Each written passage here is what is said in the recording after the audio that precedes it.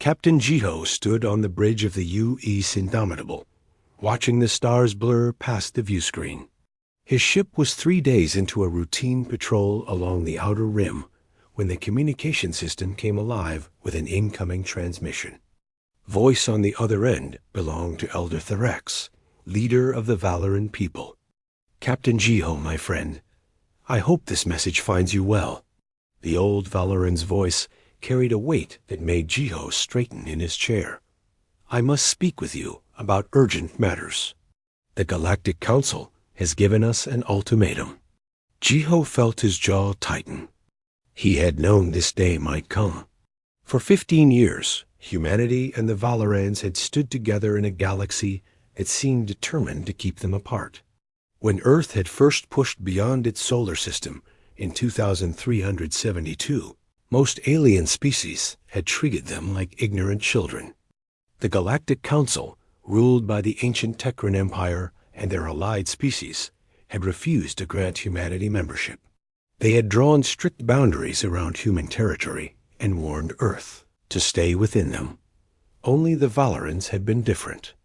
They were a peaceful species, reptilian in appearance, but gentle in nature. They grew food on massive orbital farms and created art that moved the soul. When they first met humans, they had welcomed them with open arms. They shared their technology and their culture. They taught humanity about the greater galaxy and its dangers. Most importantly, they offered friendship when everyone else offered only contempt. Yunji had been on Valoran Prime for 5 years now. She served as Earth's diplomatic liaison, and in her reports, she always spoke of the Valorans with deep affection. She had learned their language, studied their customs, and considered many of them her closest friends. The thought of anything happening to them made Jiho's stomach turn. "What does the Council want?" Jiho asked, though he already suspected the answer. "They want us to abandon our alliance with Earth," Therax replied. His voice was steady, but Jiho could hear the anger beneath it. "They say that humanity is a threat to galactic stability. They claim your rapid technological growth is dangerous.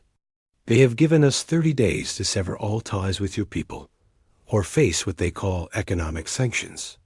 Jiho leaned forward. "And what did you tell them?" There was a pause, and then Therax spoke with quiet pride. "We told them that the Valoran people do not abandon their friends. We will stand with humanity, whatever comes." Back on Earth, the news spread quickly. Ambassador Hyon sat in his office at the Earth Defense Command headquarters, reviewing intelligence reports that made his blood run cold. The Galactic Council was not making idle threats. They were positioning their fleets, moving resources, and making preparations that suggested something far worse than economic sanctions. Admiral Minho commanded Earth's Second Fleet, and he took these warnings seriously. He had spent his entire career studying the Council's military tactics. They were arrogant, believing their ancient civilizations were superior to everyone else. But they were also ruthless when challenged. Minho ordered all human vessels near Valoran space to go to high alert. He increased patrol frequencies and made sure every ship was ready for combat at a moment's notice. Science Officer Doyan worked the night shift on a monitoring station near the edge of Council space. His job was boring most of the time, watching scanners for anything unusual. But 3 weeks after the ultimatum was delivered to the Valorans, his screens lit up with activity that made him forget about sleep entirely.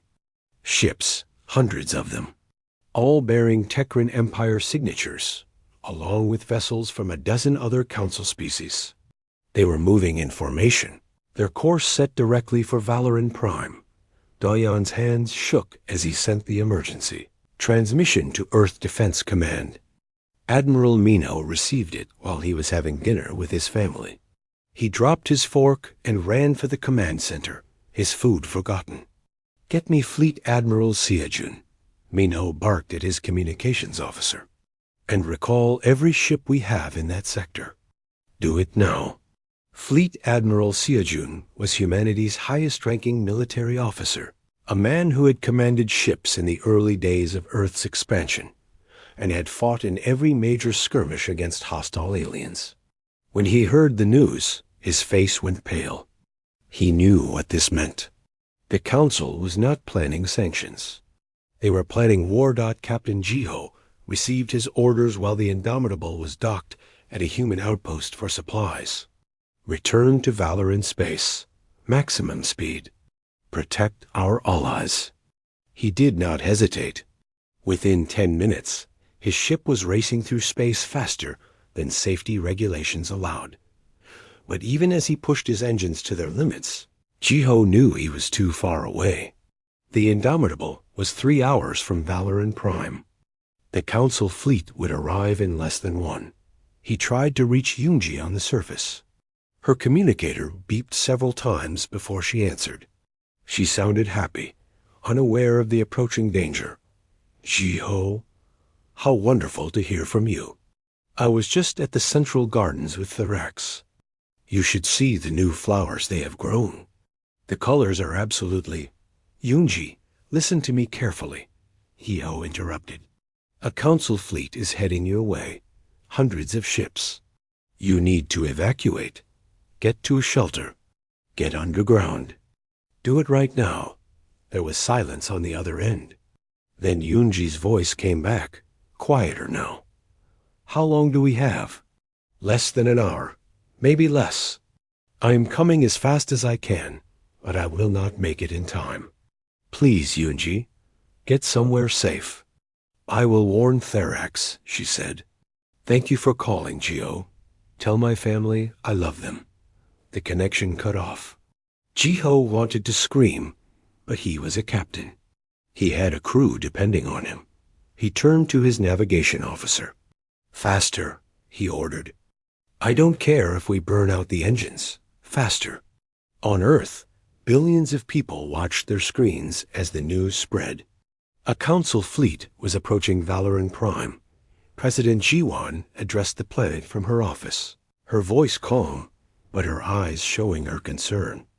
We are monitoring the situation closely, she said. We have ships moving to assist our allies. We will not abandon the Valoran people. But even as she spoke, everyone knew the truth. Earth ships were too far away. The Valorans had only a small defense fleet, nothing that could stand against the massive armada bearing down on them.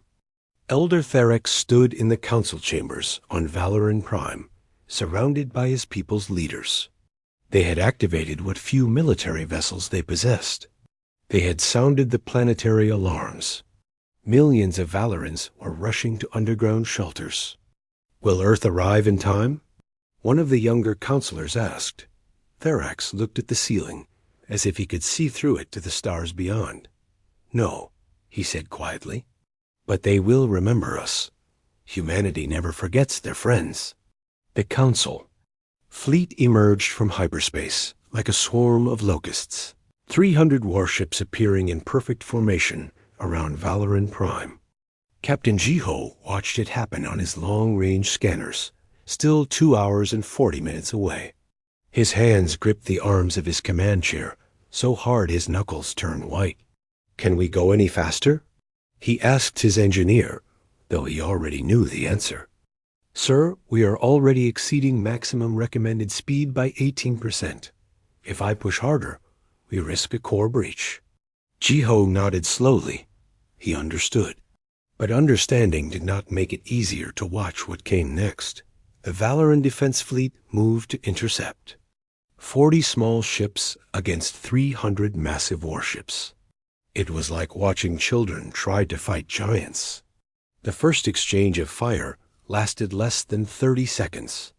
Green plasma bolts from the council ships tore through Valoran shields like they were made of paper. The small defense vessels exploded one after another, brief flowers of light in the darkness of space. What happened next would haunt Jiho for the rest of his life. The council fleet did not target military installations first. They did not aim for government buildings or defense platforms. Instead, their weapons locked onto the cities. The massive population centers where millions of Valorans lived their peaceful lives. The first bombardment hit the eastern continent. Orbital plasma cannons fired in unison, and the city of Valeris vanished in a ball of fire, so bright it could be seen from space. 4 million Valorans died in an instant. The shockwave flattened everything for 100 kilometers in every direction. On the surface, Yunji stood on a balcony in the capital city, watching the horizon light up with destruction. She had stayed behind to help coordinate the evacuation of a children's shelter. The kids were safe now, deep underground, but she had run out of time to join them. Her communicator buzzed. It was Jiho. "Yunji, please tell me you are in a shelter." She looked up at the sky, where she could see the council ships as bright dots moving across the stars. "I did not make it in time, but the children are safe.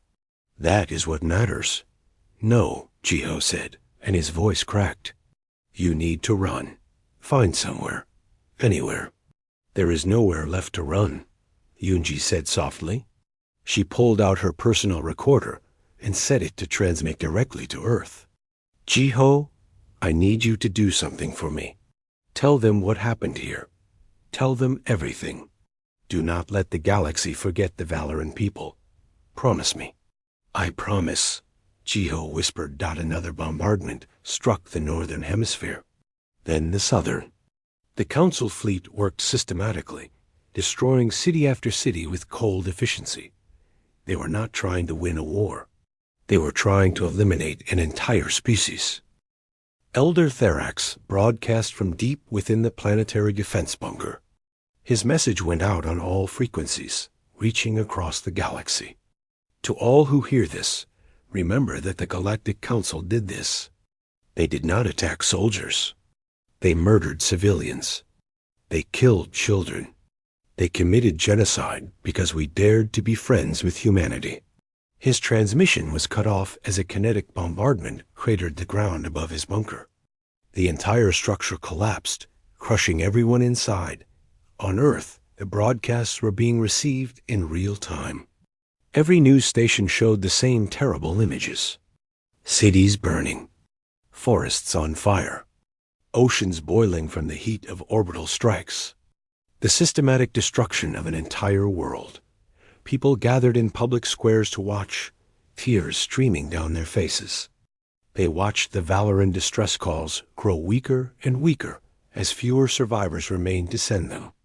Children asked their parents why no one was helping. Parents had no answers. Admiral Minho sat in the command center, watching the same feeds. He had seen war before. He had seen battles and destruction. But this was different. This was murder on a scale that defied comprehension. "How long until our ships arrive?" he asked quietly. "Indomitable will reach Valoran Prime in 93 minutes, sir. The rest of Second Fleet is 6 hours behind." 93 minutes. In 93 minutes, there might not be anything left to save. Yunji made one final transmission. The capital city was burning around her. The air was thick with smoke and ash. In the distance, she could hear the screams of people who had not made it to shelters in time. "This is Commander Yunji Park, Earth Diplomatic Corps," she said into her recorder. Her voice was steady, even though her hands shook. "I am on Valoran Prime. The Council fleet has been bombarding civilian targets for the last 40 minutes. Current estimates suggest over 3 billion casualties. The Valorans never had a chance. They are peaceful people. They grew food and made art and welcomed strangers with kindness." She coughed as the smoke grew thicker. "If anyone from Earth hears this, please know that the Valorans died because they refused to abandon us. They knew the Council would come for them, and they stood with humanity anyway. Do not forget them. Do not let them die for nothing." The transmission ended as a plasma strike hit 3 blocks away. The shockwave threw Yunji from her feet. She never got up again. The Indomitable arrived to find a graveyard. Captain Jiho stood on his bridge, looking at the planet below through the view screen. The oceans were gray with ash. The continents were scarred with impact craters. Fires burned across 3/4 of the visible surface. Life signs? He asked, though he dreaded the answer. Scanning now, sir, his science officer replied. There was a long pause. I am detecting approximately 8,000 Valorans still alive, all in deep underground shelters. The surface is uninhabitable. 8,000 out of a population of 4.2 billion. The Council fleet was already leaving. They transmitted a message on all frequencies as they departed. Let this serve as an example to all who would challenge the authority of the Galactic Council. The planet Valoran Prime is hereby declared a quarantine zone. Any vessel attempting to land will be destroyed. This is the price of defiance. Jiho recorded everything. Every image, every scan, every piece of evidence. He transmitted it all back to Earth in a continuous data stream. The galaxy needed to see this. The universe needed to know what the Council had done. When the last of the data was sent, Jiho sat down in his command chair and put his face in his hands. His crew stood silently around him, many of them crying openly. They had all known Valorans. They had all visited this beautiful world and met its kind people. On Earth, Admiral Seojun called an emergency meeting of the Earth Defense Command. Every high-ranking officer gathered in the war room, their faces grim. Fleet Admiral Seojun stood at the head of the table, and when he spoke, his voice was cold as ice. The Galactic Council has committed an act of genocide against our allies. They murdered 4 billion innocent beings to send us a message. The question before us now is simple. What is our response? The vote was unanimous. Not a single officer voted against War. President Jiwan addressed humanity that evening. She stood before the cameras with red eyes, having cried privately before forcing herself to remain composed for the broadcast. Behind her, images of Valoran Prime before and after played on loop. My fellow humans, she began. Today we witnessed an atrocity that defies description. The Galactic Council murdered our friends. They killed billions of innocents to intimidate us. They believe we will be frightened into submission. She paused, and when she continued, her voice hardened. They are wrong. We will not forget what happened today. We will not forgive those who ordered it. The Galactic Council has shown us exactly what they are. Monsters who hide behind the word civilization while committing the worst crimes imaginable. Earth's response begins now.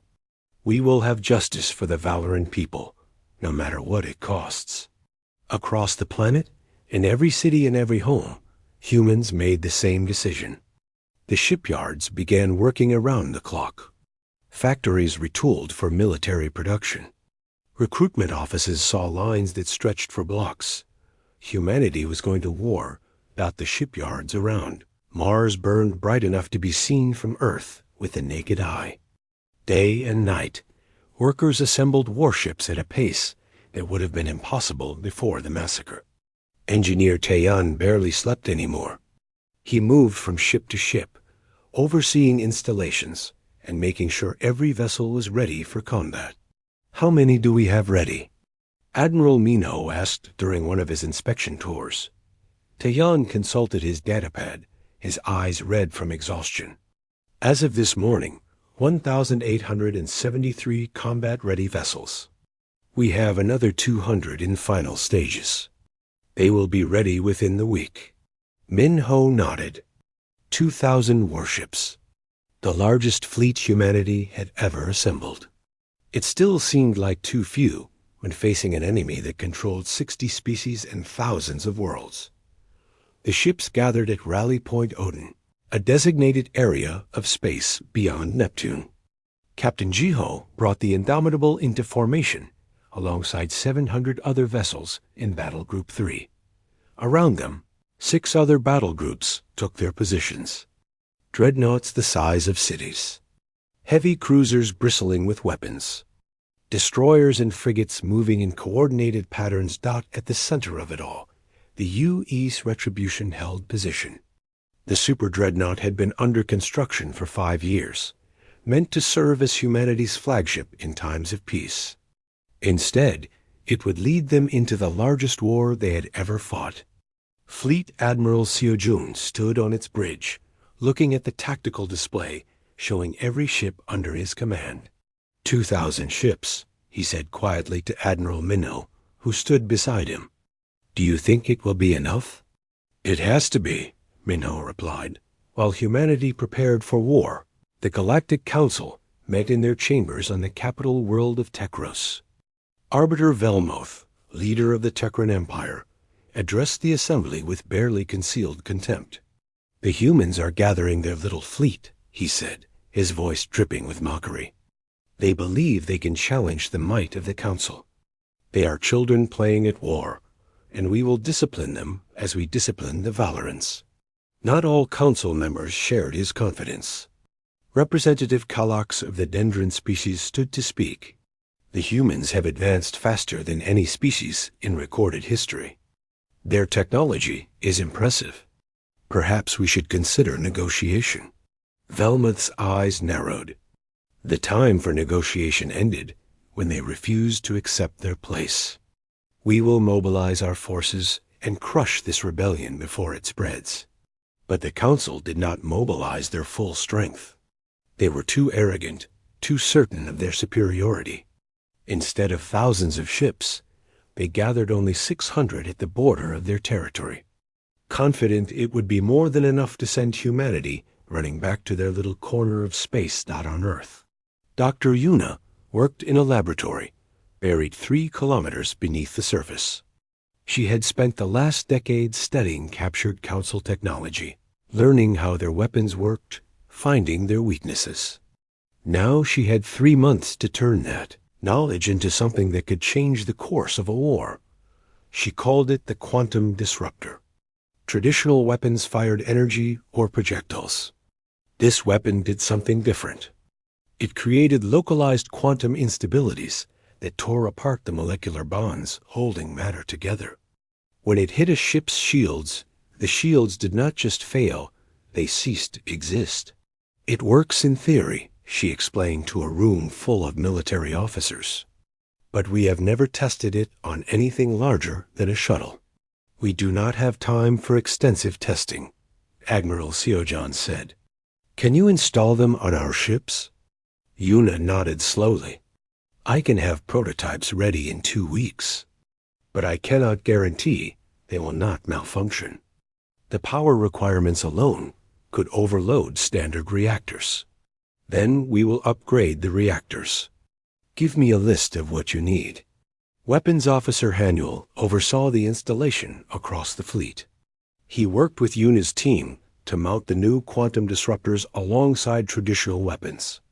They also installed plasma lance arrays and kinetic bombardment systems.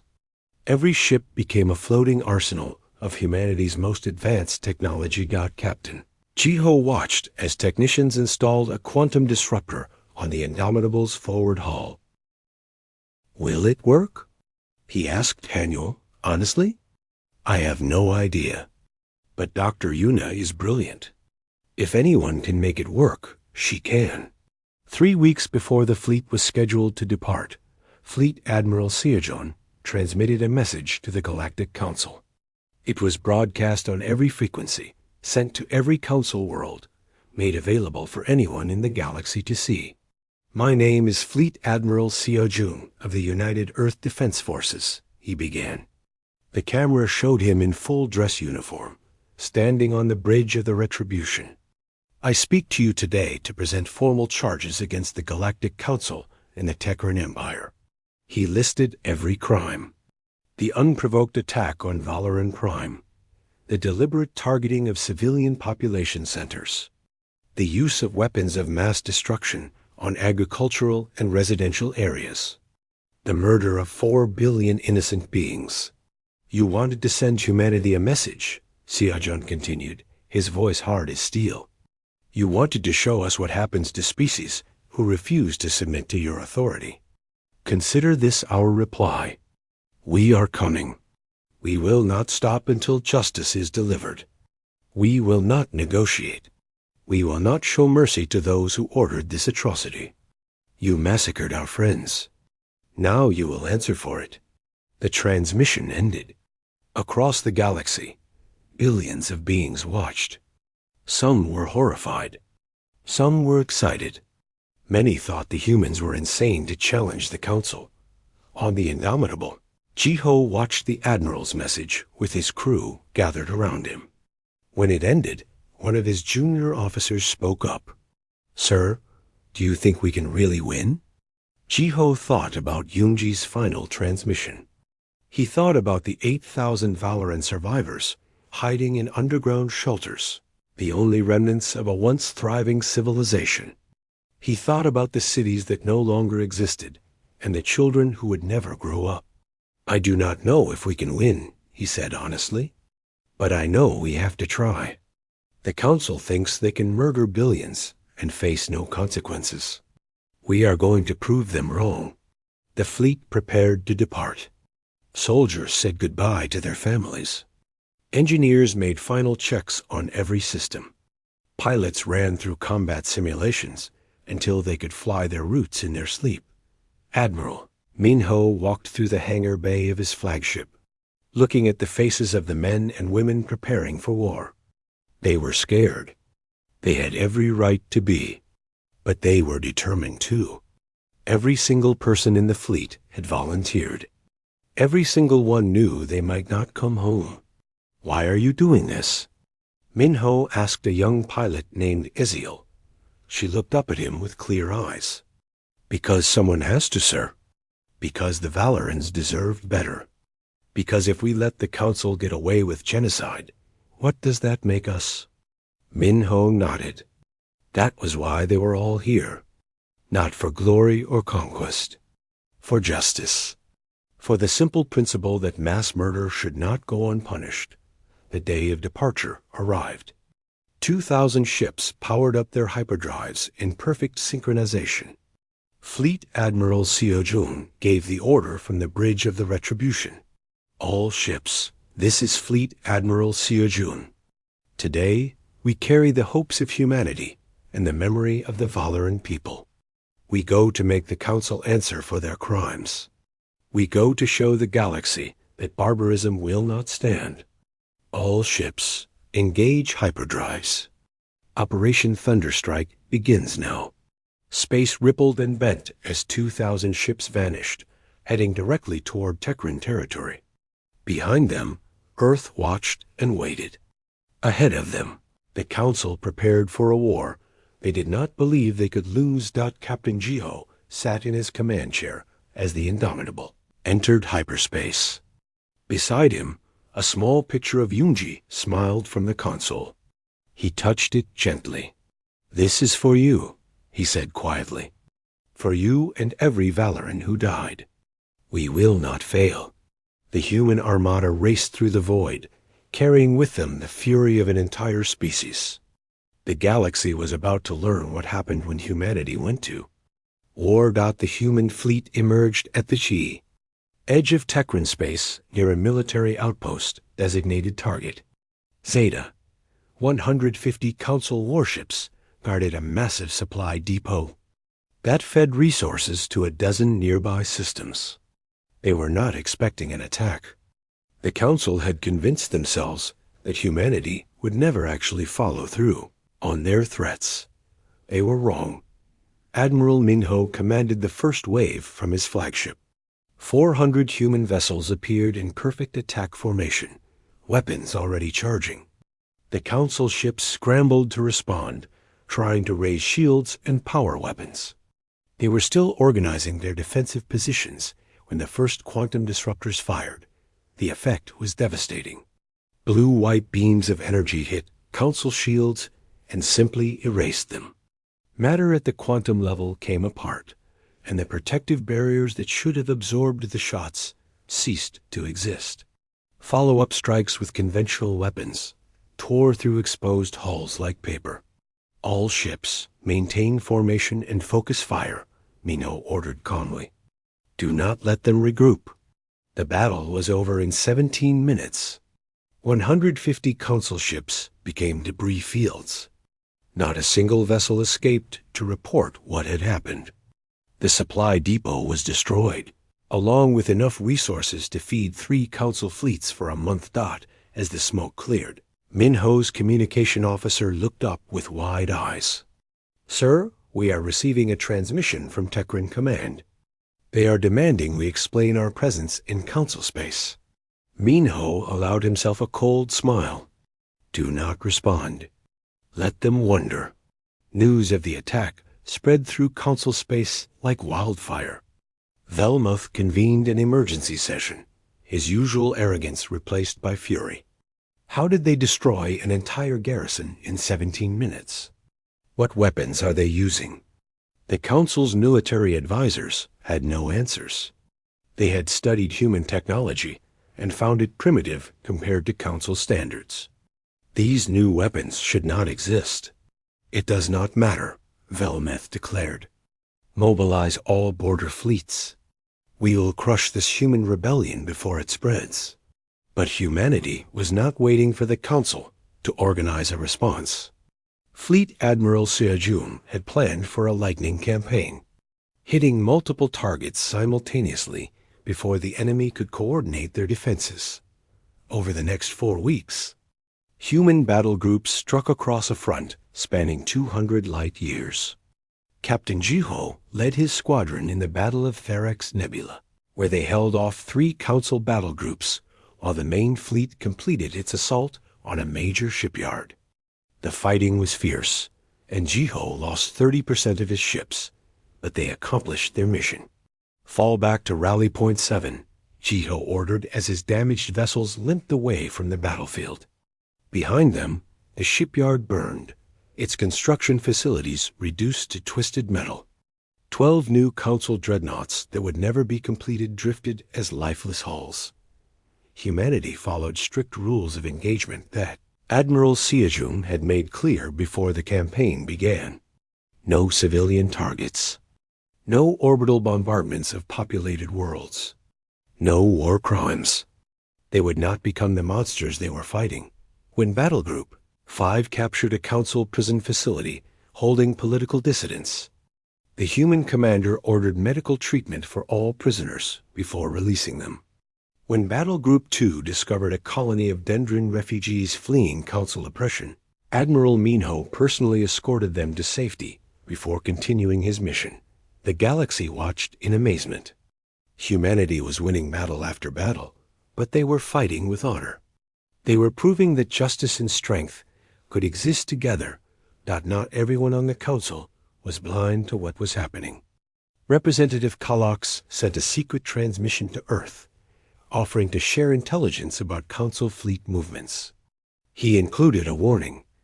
Velmuth is gathering a grand coalition fleet at Tekros. Over 800 warships. He intends to destroy your fleet in a single decisive battle.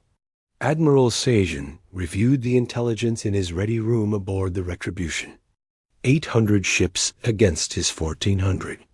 The numbers favored humanity, but the council vessels were well armed and their crews experienced. It would be the largest space battle in galactic history. "When do we attack?" Admiral Minho asked. "Soon," Seojun replied. "But first, we need to deal with a complication." The complication came in the form of an intercepted transmission. Council intelligence had discovered the location of Earth, while humanity's fleet was deep in enemy territory. The Council was dispatching a strike force of 400 ships directly toward humanity's homeworld. "They are going to do to Earth what they did to Valoran Prime," Seojun said quietly. The room fell silent. Every officer present understood what that meant. Billions of dead. Cities burning. Everything they were fighting for, reduced to ash. Seojun made his decision quickly, though it hurt like a physical wound. "Admiral Minho, take battle groups 1, 3, and 4, 600 ships. Return to Earth at maximum speed. You have tactical command of home defense. That leaves you with 1,400 ships here, Ming-Ho protested. Against 800 of theirs, you will have the advantage. But if you split the fleet, the decision is made, Xiajun interrupted. I will not lose Earth to save a battle. Go, protect our home. Captain Jiho received his orders an hour later. He was being reassigned to Battle Group 4 under Admiral Minho's command. They would race back to Earth, pushing their hyperdrives beyond safe limits in a desperate attempt to arrive before the Council strike force. How far behind them are we? Jiho asked his navigator. Approximately 12 hours, sir. They will reach Earth before we do. Jiho slammed his fist on the armrest of his command chair. 12 hours. In 12 hours, Earth could be destroyed. His family lived in Seoul. His parents, his sister, his nephew. All of them at risk because he was on the wrong side of the galaxy. Then we go faster, he ordered. I do not care if the engines burn out. We are not losing Earth. On Earth, Admiral Young-ho commanded the Home Defense Forces. He had 200 ships, a far cry from the massive fleet Xiajun commanded. But he also had orbital defense platforms, ground-based weapons, and the desperate courage of people fighting for their families. All ships. Battle stations, Young-ho ordered as sensors detected the incoming Council fleet. All civilians are to move to underground shelters immediately. This is not a drill. 400 Council warships emerged from hyperspace in formation around Earth. They did not bother with demands or ultimatums. Their orders were simple. Make Earth look like Valoran Prime. The first bombardment targeted the orbital manufacturing stations. Weapons platforms returned fire, scoring hits but unable to stop the massive enemy force. Commander Sujin coordinated the defense grid from a station above Australia, her fingers flying across control panels as she directed fire at priority targets. Focus on their heavy cruisers, she ordered. Take out their big guns first. Earth's defenders fought with everything they had. They used tactics that would have been considered reckless in peacetime, ramming damaged ships into Council vessels, detonating nuclear weapons in point-blank range, sacrificing themselves to take enemies with them. The Council fleet pushed through, breaking past the orbital defenses. Their plasma cannons locked onto population centers. New York, Moscow, Tokyo, Lagos. The bombardment began. The first strikes killed millions instantly. Buildings vaporized. Infrastructure collapsed. Entire city blocks ceased to exist in seconds. The destruction was broadcast across every emergency channel, and humanity watched in horror as their worst fears became reality. Then 600 human warships emerged from hyperspace, slamming into the Council force from behind. Captain Jiho's squadron led the charge, quantum disruptors firing before they had even fully transitioned from hyperspace. The Council fleet, caught between Earth's defenses and the arriving human ships, found themselves trapped. All ships, weapons free, Admiral Minho transmitted. Show them what happens when they threaten our home. The battle raged for 3 hours. Council ships died by the dozens, but they fought desperately, knowing they had nowhere to run. Some tried to continue bombardments even as human vessels tore them apart. Others attempted to ram Earth's surface, determined to do as much damage as possible before dying. When the last Council ship exploded, Admiral Minho transmitted to Admiral Young-ho. Home defense, this is Admiral Minho. The enemy is destroyed. What is your status? There was a long pause before Young-ho responded. His voice was heavy with grief. We held them off the surface, Admiral, mostly. But the orbital bombardment that got through killed approximately 30 million people. Major damage to New York, Tokyo, and Moscow. The cities still stand, but the casualties are severe. 30 million dead. The number was incomprehensible, but it could have been billions. If the relief force had arrived even 30 minutes later, the entire planet might have burned. Captain Jiho docked with Earth's primary station to oversee repairs. He immediately tried to contact his family in Seoul. The communication network was damaged, but after an hour of trying, he finally reached his sister. "We are alive," she told him, and he could hear her crying. The shelters worked. But Jiho, so many people died. "I saw the bombardment hit Tokyo. The entire sky was on fire." "I know," Jiho said softly. "But you are safe. That is what matters right now." As Earth began counting its dead and tending its wounded, news arrived from the other side of the galaxy. Fleet Admiral Seojun had reached Tekran Prime. The final battle was about to begin. The Tekran homeworld hung in space like a jewel, its cities visible from orbit as bright lights against the dark continents. Fleet Admiral Seojun stood on the bridge of the Retribution, looking at the planet through the view screen. Somewhere down there, the leaders who had ordered the massacre of Valoran Prime were watching their scanners. Seeing the human fleet approach, 800 Council warships waited in defensive formation. Ships from 60 different species, all united under the Tekran banner. It was the most powerful military force the Council had assembled in centuries. Against them, Seojun had brought 1,400 vessels. But he had left his best commanders back at Earth. He would have to make do with what remained. All battle groups. "Maintain formation," Seojun transmitted. "Weapons Officer Hanyul, you may begin when ready."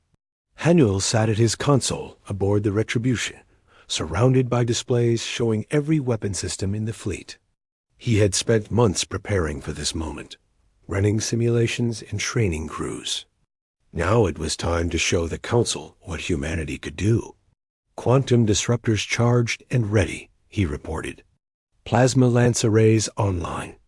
Kinetic systems prepared. All ships report ready for combat." The Council fleet moved first, attempting to use their superior numbers at the start. But Seojun had anticipated this. His battle groups broke into smaller formations, spreading out to prevent the enemy from concentrating their firepower. The Council ships pursued, trying to bring their weapons to bear. They flew directly into humanity's trap. "All ships, execute pattern Delta 7, Seojun ordered calmly. The human fleet suddenly reversed course, their maneuver so perfectly coordinated that it looked like a single organism moving. The quantum disruptors fired in unison, blue-white beams crossing space to hit the lead Council vessels. Shields evaporated. Hulls cracked. Ships that had survived 100 battles died in seconds. The Council fleet tried to adapt. But humanity's weapons were unlike anything they had faced. Dr. Yuna's designs worked better than anyone had hoped. Every shot from a quantum disruptor punched through defenses as if they did not exist. The plasma lance arrays followed up, cutting through exposed hulls with surgical precision. But the Council fleet was not helpless. They had numbers and experience. They began focusing fire on individual human ships, overwhelming their shields through sheer volume of weapons. Human vessels started dying too. Destroyers exploded. Cruisers went dark. Even some of the heavy dreadnoughts took critical damage. The battle raged for 6 hours. Space filled with debris from both sides. Communication channels carried the sounds of dying ships, final orders from captains, prayers in a dozen languages. It was brutal and terrible and necessary. Admiral Minho had trained his officers in tactics that the Council considered barbaric. Human ships rammed enemy vessels when their weapons ran dry. Damaged ships detonated their reactors near enemy formations. Crews refused to surrender even when their ships were crippled, fighting until the very end. Slowly, the tide turned. The Council fleet began to break apart, their formations collapsing under relentless pressure. Ships attempted to flee, but human vessels pursued, cutting down stragglers. The 800 had become 600 then 400, then 200.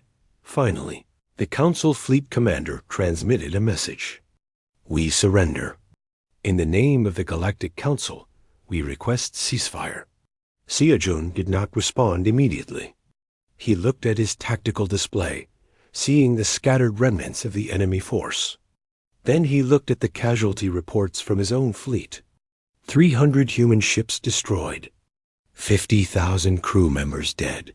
Negative, he said coldly. You do not get to surrender.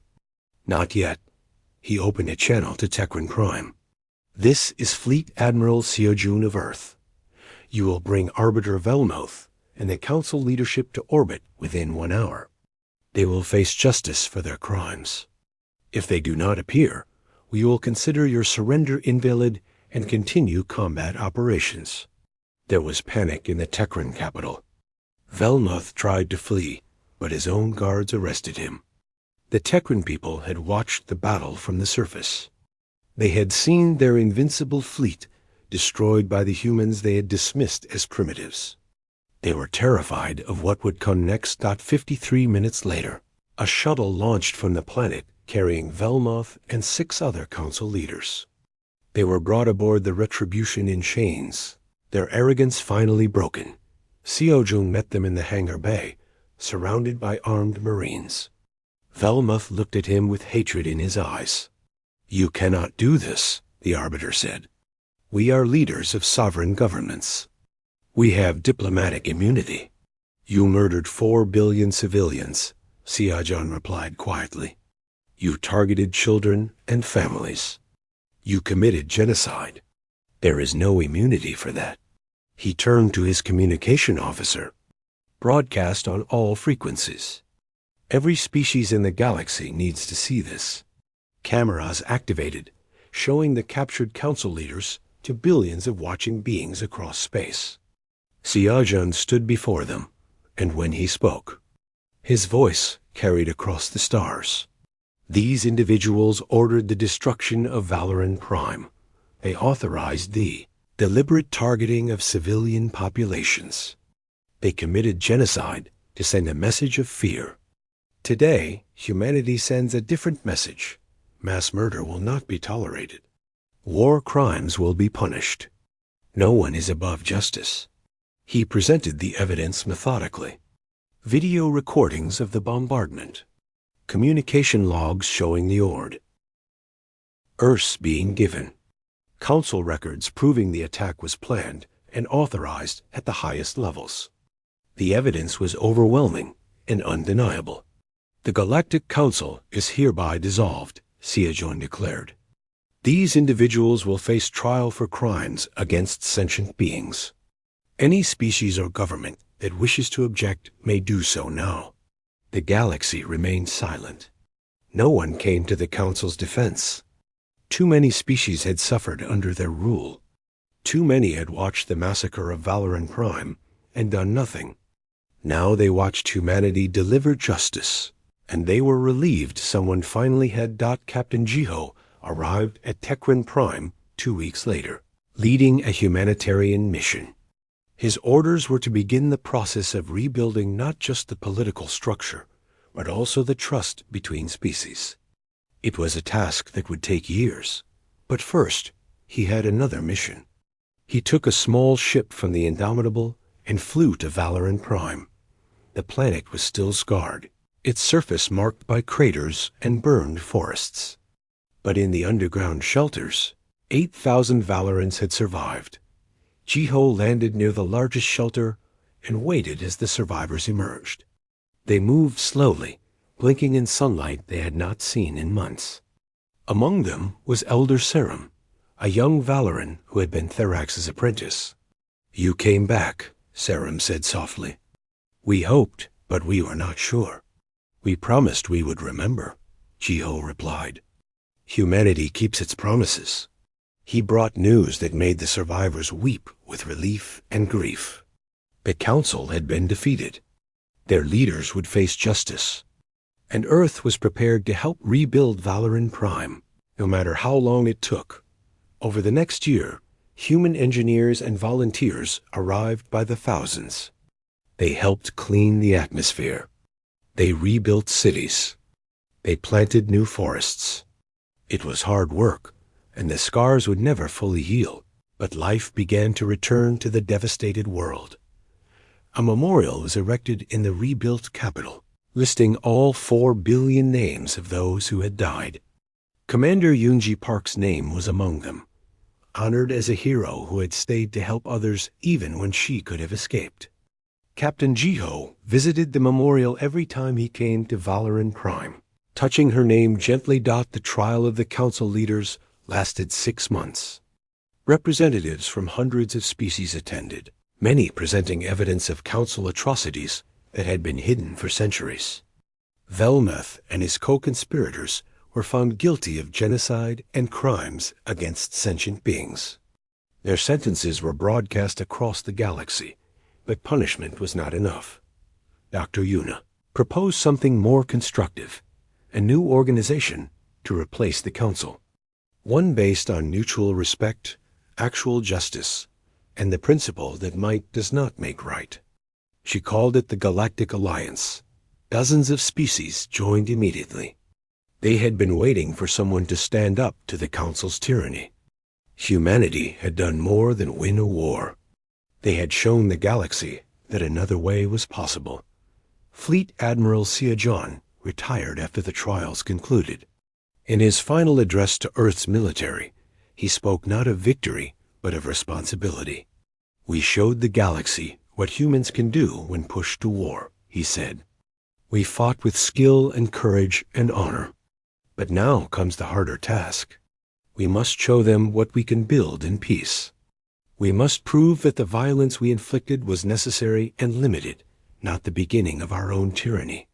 10 years passed. Captain Jiho, now Admiral Jiho, stood on the surface of Valoran Prime beside Elder Serum.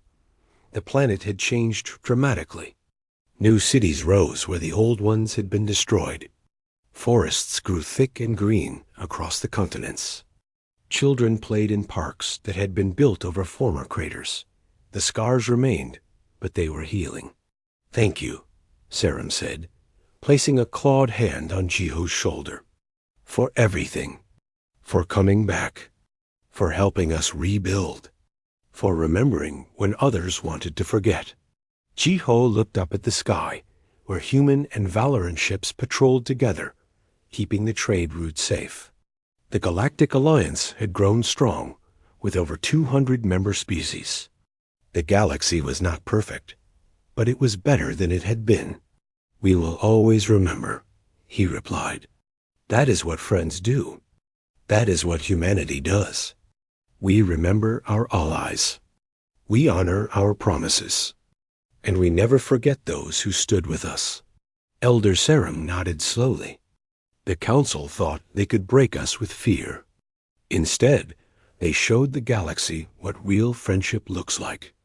They showed what happens when you threaten humanity's allies. Jiho smiled slightly. They learned the hard way. Never threaten what humans care about. Never hurt our friends. Because we will cross the galaxy to make it right. In orbit above Valoran Prime, a new station had been built. It served as headquarters for the Galactic Alliance Defense Force. Commanded by Admiral Mino, ships from 100 species trained together, learning to work as one unified force. The station bore a name that would never be forgotten: Valoran Station, a permanent reminder of what had been lost and what had been saved, a monument to the cost of genocide and the price of justice. Humanity had taken its place among the stars, not as conquerors, but as defenders. They had shown the galaxy that power without morality was tyranny, but that justice backed by strength could change the universe. And they had kept their promise. The Valoran people lived on, their culture preserved, their future secure. 4 billion names on a memorial wall ensured that those who died would never be forgotten. The galaxy had learned its lesson. When humanity made friends, those friendships were sacred. When humanity made promises, those promises were kept.